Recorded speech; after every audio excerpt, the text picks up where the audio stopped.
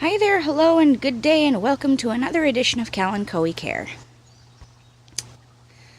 Yeah, this collection's kind of going nuts. Although, granted, there are some things that are supposed to go on the ground. Okay, where do I start? Oh, first off, hello there, little bee. Sorry I had to kick you out of the house like that. Probably waiting for the sun to warm up. Okay. Jade plant doing really well. Golem jade plant doing really well. Crown of Thorns, it's the last one I have from that plant from a friend, doing really well. Newcomer, check this out. Blue chalk stick. I'm sorry, that is just plain cool. Like, really, really cool.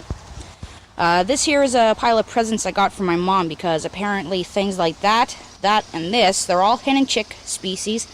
Let's hang on. This one here is what's called a desert blossom.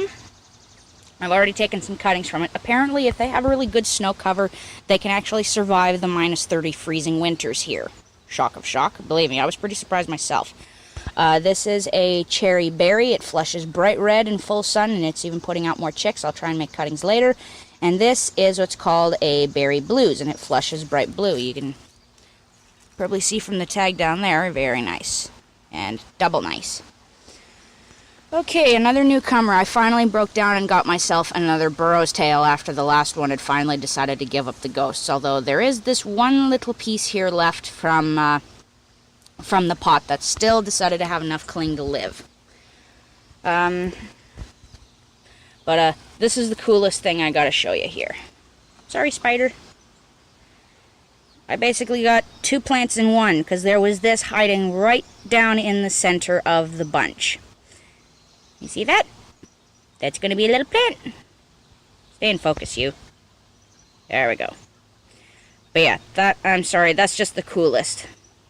It's at least reassured to me that you can in fact make cuttings from burrow's tail, because I tried before and never had any success. They just kind of shrivel up on me.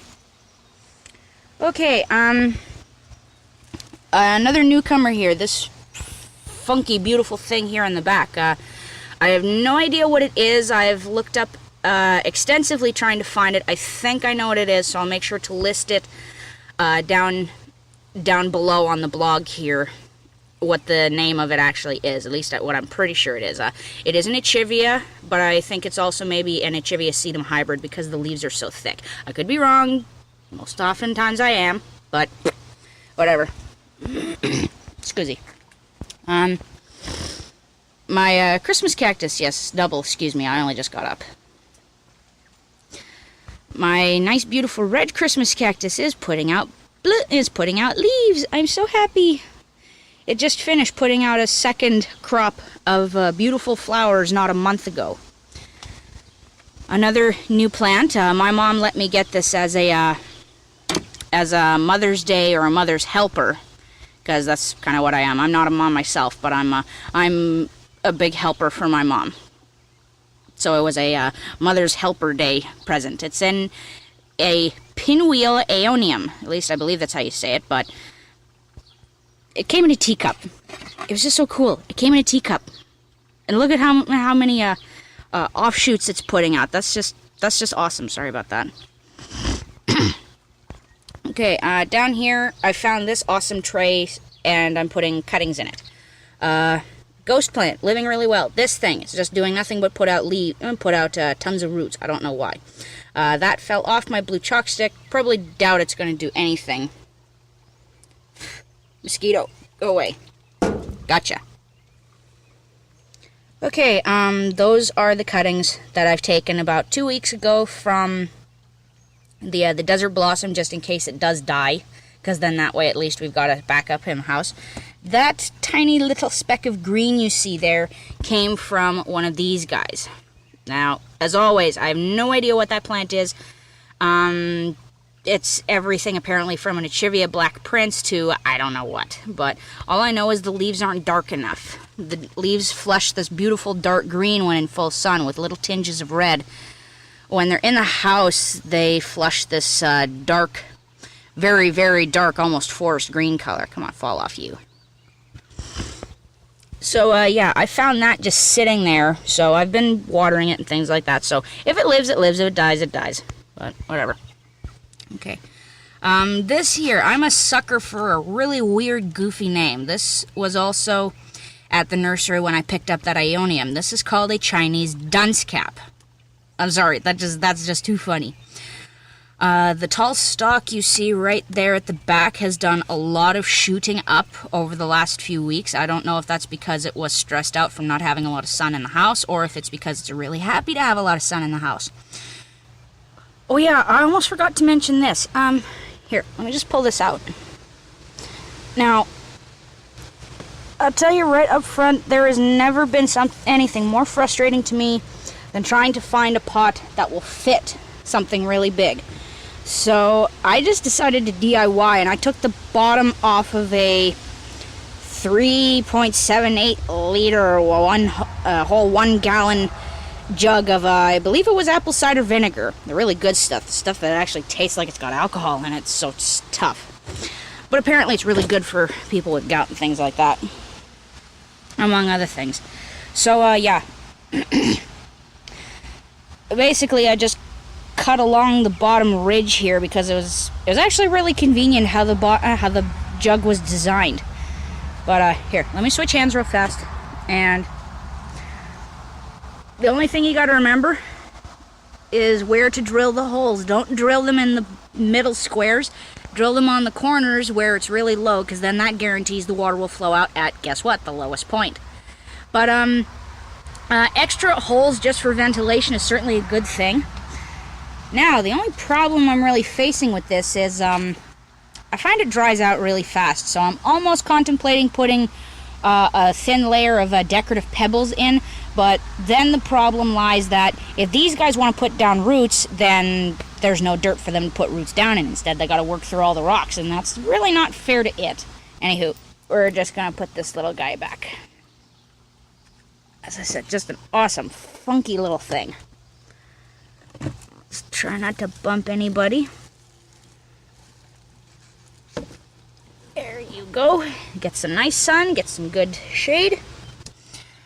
And over here, my little white Christmas cactus, which I failed to give an update on last time, I finally acquired some new leaves. So I've been making sure every other day or so to mist them, just so that they keep a little moist. I'm not brave enough to check yet if they're putting roots. I'd probably give it another week. And up here is well, I call it the cutting basket, because these are all cuttings that are alive, well, and ready to go to new homes, except for this guy. This guy stays. That's mine. That there is my sister's Pearl von Nuremberg. Yeah, I know, it's looking a little sad and kind of nude, but if she finds it really offensive, then I'll teach her how to whack off the bottom and turn that into cutting basically itself. Anyway, probably the last thing here to talk about is just this, and then I'll show you those beautiful Kalanchoe I have in the house that have just finished blooming. My Pat's Pink, doing very well. I will see if I can... There we go. Look at all that beautiful growth right there, there, and there. It is flourishing. I always feel bad when I see some of the sunburnt patches on it, but at least it's doing well enough to want to live, which is nice. Maybe I'll try some cuttings of it later. My little cutting from my first plant, which finally died. You can see the remnants of it right over there behind the bean plants. This is growing very well. I am so happy, so pleased. I might finally be able to get some flowers out of it and figure out what color it was from my first plant. It's always kind of a nice thought, nice feeling. My orange one is doing questionably. I mean, I'm sure that some of the really soft stuff is just from it being after it flowering. Sometimes they do that, but at least I'm glad to see that it's putting out this nice new and super tough, thick, full of water foliage. My Aloe Astarte is doing okay. And that weird little thing, whatever the flip it is, at least it's doing well. And look, hang on, it's kind of dark in there. Just a moment. Here you are. As I said, I got no idea what this is. It's been growing from a single cutting. And up there at the top, you can see that little V. And it's making more leaves. As I said, no idea what it was. Whatever it was when I first took cuttings from it, it was running away from its pot. So, if it's a crawling plant, that's cool by me. You can tell the blue chalk stick got rained on because it's all covered in freckles. Okay, anyway, give me 2 shakes, and I'm going to show you those nice, beautiful Kalanchoe in the house. I can't believe how happy they are living in the house. And here is my 1, 2, 3 Kalanchoe. Yeah, I know, kind of weird. It's tough to tell where one plant starts and the other ends. But this was my yellow. Well, still is. Look at how thick and rubbery these leaves are. I've never seen them produce such beautiful dark leaves except for when they're fresh out of the nursery. I am just so happy. The flowers had just finished dying, so I snipped them off because I know that that's just proper upkeep for them. My red back here still has some of its nursery leaves. I just finished snipping off the dead ones. My salmon colored Kalanchoe has finally started putting out flowers. Now, what's kind of interesting is this one produces 2 different colors of flowers, and right here is probably the best example. It will produce these really dark ones here, and these really just about frosted pink. So let's see, one side is all frosted pink, and there was one here which was all really, really dark salmon pink. It was absolutely gorgeous. Now, because I know you've got an extra little customer down here, let's see how you're doing. Very, very well. This, theoretically, you could chop off and put into its own pot. I don't like to do that. Because as you can see, it's got kind of a sad bare stalk hiding behind it. That's why I like it there. Get rid of some old dead leaves there. And look at that, you guys are even collecting a little dust. Well, that's okay. Once this last guy's done flowering, they'll all go outside and get some good fresh sun. So, anyway, that is everything today from Kalanchoe Kare. Thank you guys so much for following. It really means a lot to me. God bless. Have a good day. Later, taters.